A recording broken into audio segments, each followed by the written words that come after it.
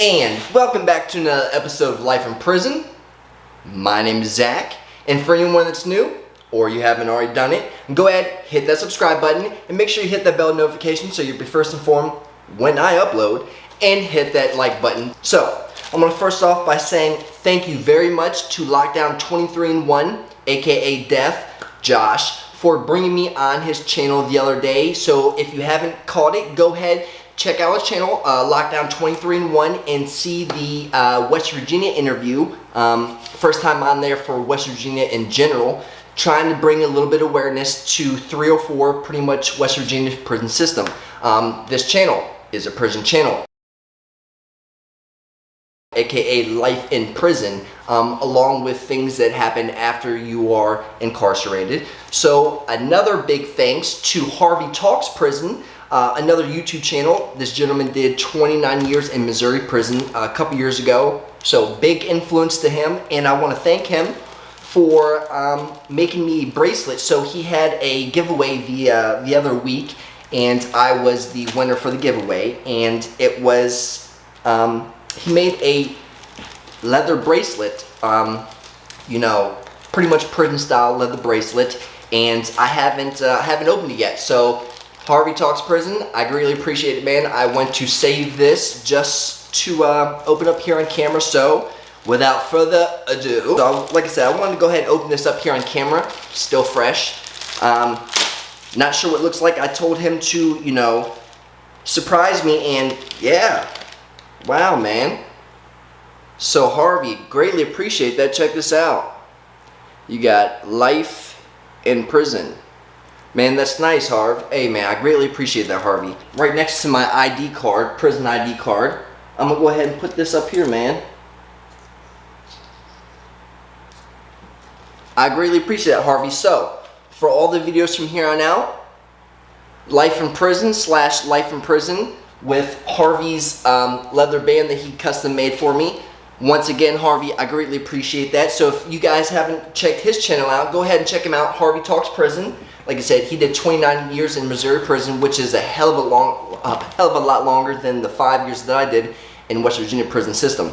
So today we're going to be going back to prison once again. You know, I took a nice little break after doing that interview with Lockdown 23-in-1. You know, I took a little break, and we're going to be going back into prison to be speaking with a current inmate serving a life sentence in West Virginia, and we're going to be talking about, you know, tattoos, you know, the hustle and tattoos. In previous videos, I spoke about Chewie, Chulo, aka, you know, Nakia Peterson, on his tattoo skills. You know, in certain states, whenever you're an individual that might have a certain set of skills that are top-notch, you start getting a reputation or a name for yourself. And it just so happened that in West Virginia, there's a few names, and also Virginia, Big G or Gary Foster, for anyone that's ever been in Virginia prison systems or in West Virginia. That was one of the names, you know, a few years ago that was up there for people that were just straight monsters at running tattoos. So Gary Foster is one of them. Chewie is another one. Then you got Stephen Myers. I do believe he's out now, but he was one of the ones that was slinging hella ink. So I'm going to go ahead and get some pictures and stuff and throw up on here for some of the work that some of these inmates have done, just to give them a little bit of glorification on, you know, the artistic skills that they have while still in prison. Because you got to think, you know, most people that are out here getting tattoos, right? The needles that they have and the guns that they have are very, very high tech nowadays. So when you see the work done with these needles and guns, you expect it to be high quality stuff. Now, when you go to prison, you don't have any of these stuff. So now these inmates have to make up ways to now suit their abilities. So by busting up these CD players and busting up these tape recorder players, you know, and trimmers, you know, beard trimmers, they'll bust them open and they'll get the motors out of them, and they'll run a tattoo gun with these things. So whenever you see this artwork done with this type of gun, you know, when you see the work done with these needles and knowing how they got to this point, it's mind-blowing, because some of this artwork is, it's beautiful, it's magnificent. You know, Lockdown 23-1. He used to run tattoos, so there's a few other dudes that have had these prison channels that have been on the sides of either running tattoo guns. Jay Williams was a tattoo dude, so they know the struggle it is to try to get these guns, not get caught, along with making money and tatting these other inmates so that they can make money on the inside. So sit back, relax, enjoy the show. As always, Stone Collector Supply Company. We are in here. Caleb, I fucking love you, dude. So like I said, go ahead over to Instagram, check them out, Stone Collector Supply Company. Like I said, if you're into the cannabis, go ahead and fly high, my guy. So until next time, I send my utmost love, loyalty, respect. I love you guys. Keep your heads up. Make sure you hit that subscribe button on your way out the door and keep that head up, all right? Y'all, take it easy. I hope you enjoyed this interview. There'll be plenty more to come, all right? Harvey, once again, I greatly appreciate you making this bracelet for me. Death, Lockdown 23-1, and Bobby. Greatly appreciate you guys bringing up on your platform. So you guys, have a good one. Alright, we are back today with Chewie, doing a life sentence up at Huttonsville Correctional Center in Martinsburg, level 5 yard. Our last video, we spoke with him about him going back to college while in prison and getting his degree. So since we actually did that last video, you have received your books and going to be starting to go back to classes. So what was the books that you had received? I got books for my classes on organizational behavior, behavioral management, and accounting 1. Oh, now have you opened up any of these books to see, what might be going on?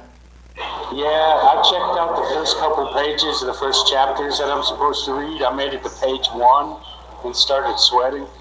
on which book? On accounting. On accounting? Is it a lot of word phrase problems or solving problems, or is it straight numbers? Yeah, there's a lot of reading and involved right now in the very early stages of it. But there's a lot of numbers going on. Oh man, so have you already started to go to these courses in person? Because last time we spoke that you were still doing everything on the pod because the education wing hadn't opened up due to COVID. Have you started going to classes already, or are you starting next week? Today. Later today I'll be going this evening. Okay, and how long will the courses be, and how many courses will you be on tonight? I'm just going to 1 right now. 1's put off until next week, I think. Okay. But I got 1 today that I'll be going this evening, I think around 5 o'clock. All right, and what will that be for? What will that one be for? It's one of the behavioral managements, maybe. Okay. And I'll start accounting 1 next week. All right, I'm gonna call you back. It's about to run out. I had to look at my schedule here. I keep saying behavioral fucking something. It's organizational behavior, principles of accounting, and business and ethics.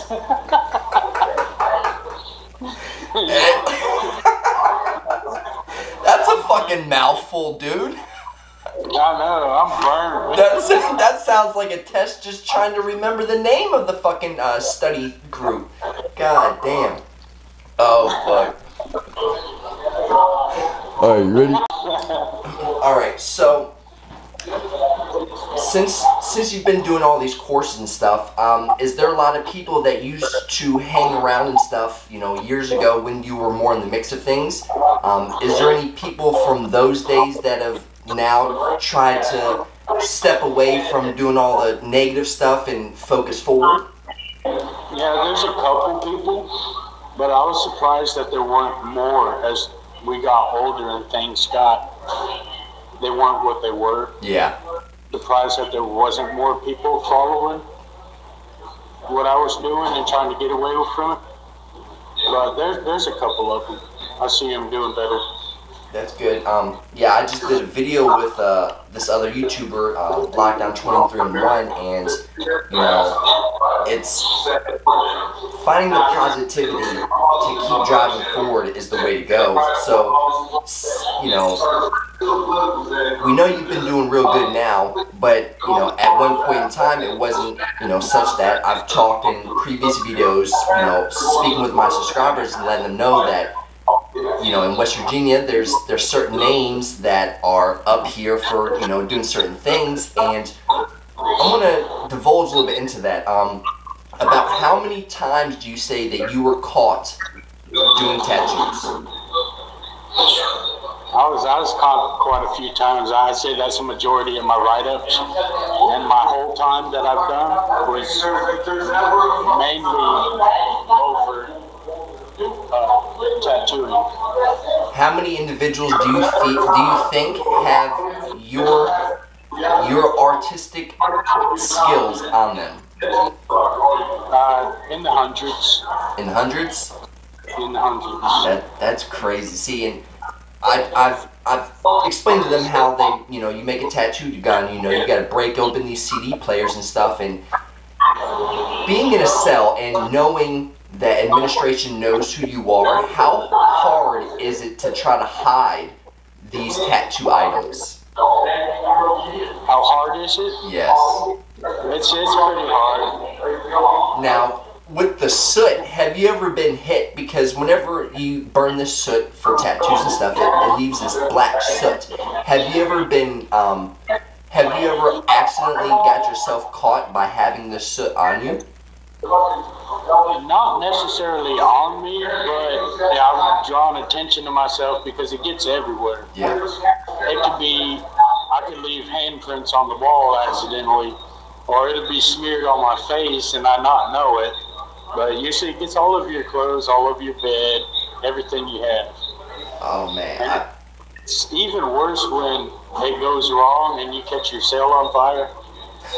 You've caught your cell on fire? Yeah. How did that happen? Well, you know how you make them in the towers, so that's made out of paper. They get too hot, man. They go up in flames. So for the viewers, what they normally do is, you said you guys make towers. I've seen people use the cardboard boxes from the crackers that we get off commissary. I've seen them use the towers for that, but explain how you would make one of these towers and how it would go wrong and eventually catch your cell on fire. Yeah, that's sometimes, majority of the time now, they just make them out of a manila envelope. Oh, okay. So you gotta make sure your distance is right. Your distance is right so the flame don't catch.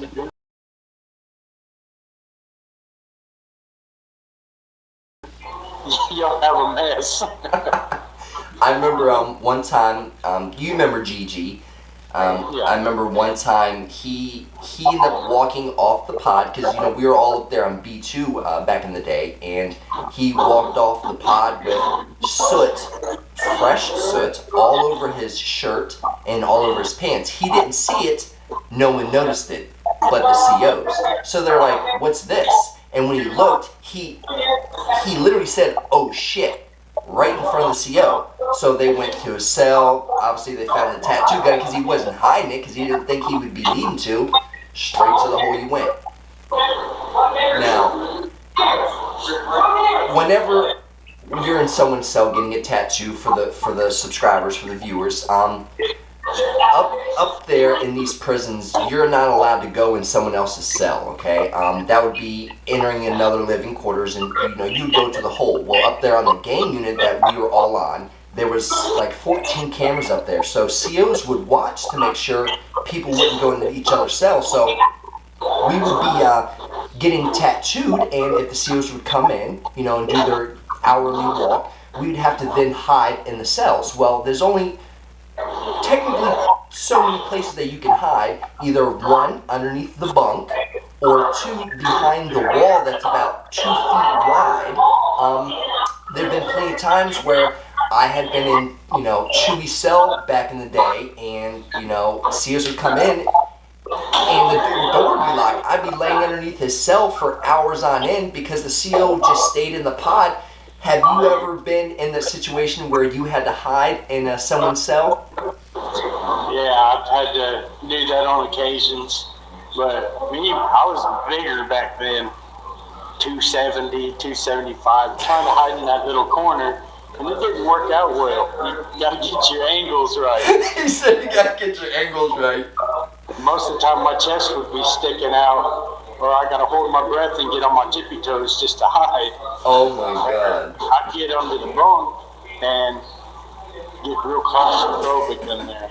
I could only imagine because, like I said, you know, we had mentioned earlier in the conversation how people would leave messages underneath the bunk. So, say if I was in Chewie's cell here and the COs came in, I'd have to hide underneath the bunk. If you're looking up underneath, you can write stuff, and there's a lot of messages that people write over the years. You know, such and such has been here. It's kind of like an autograph.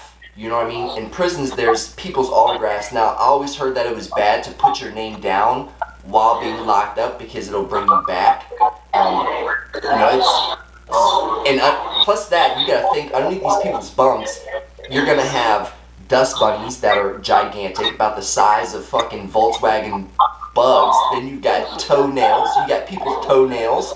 You'll have people's old crushed up, because they'll shave the skin off their feet sometimes. So you'll see people's skin underneath their old food that might be moldy that they don't remember. You see a lot of stuff underneath these bunks, man. It's a nasty place. So, what would you say was some of the best work that you've done? Do you recall some of the good work that you did? On Smitty, for sure, he's got a whole sleeve of his family members, from his mom and his dad and all his brothers and his sisters. And then his son, he's got a Japanese back piece that I did. I did both of his ribs. Shane Maynard, that's a real good one. He's got the monster from Frankenstein on his back. Mainly my best ones, my favorite ones are all Portuguese. Okay. That's what I'm looking for. Now, what style of drawing and artwork did you most personally enjoy doing?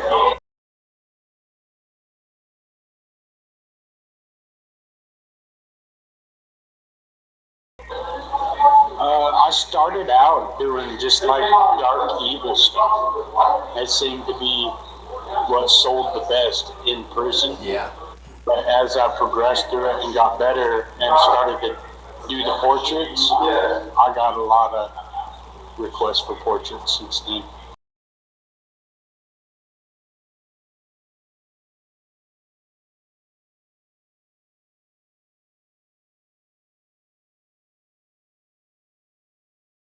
Now, is it easier to run portraits on skin or on paper, do you feel? Because there's some people that can't do both. I've met some people that can draw but can't tattoo.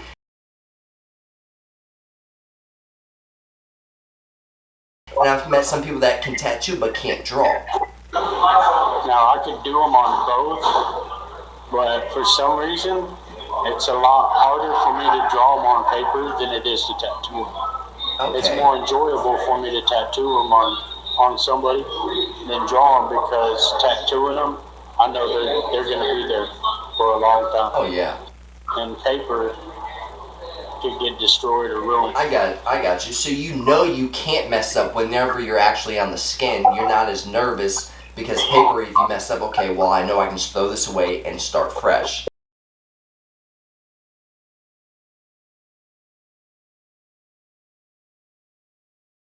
Or just erase it.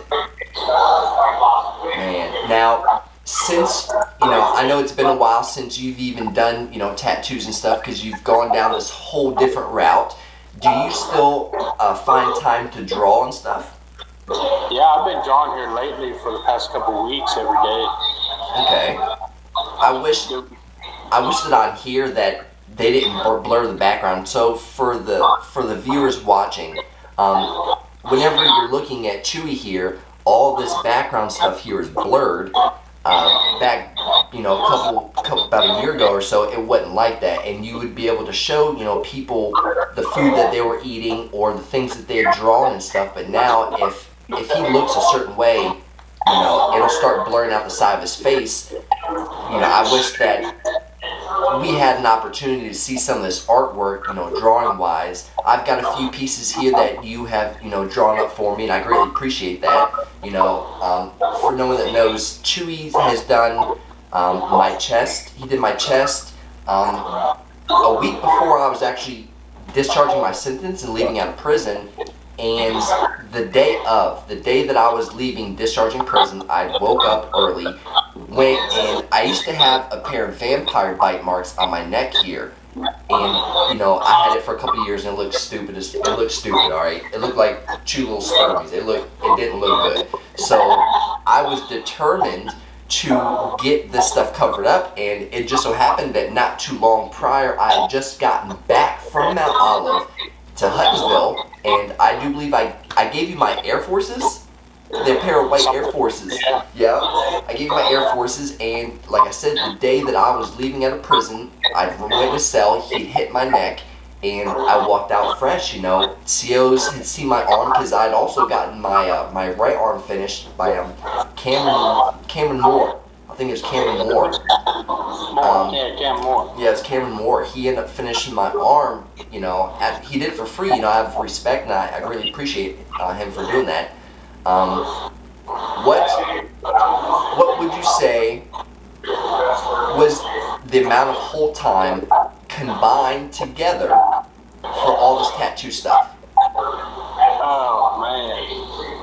Sometimes they would give you 60 days, and at those times I had to do it without books, nothing to do, nothing to read. I'd say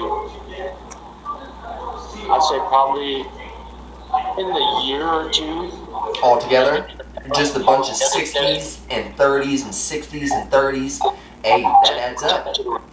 God, man, that shit adds up. Well, I'm glad that you have swerved away from doing that, even though it's something that you love to do. I'm just glad that you've, you know, put the whole time to the side and now focused on long-term stuff, so that when you do get out, you'll have a little bit more availability on being able to get out and start, you know, fending for yourself.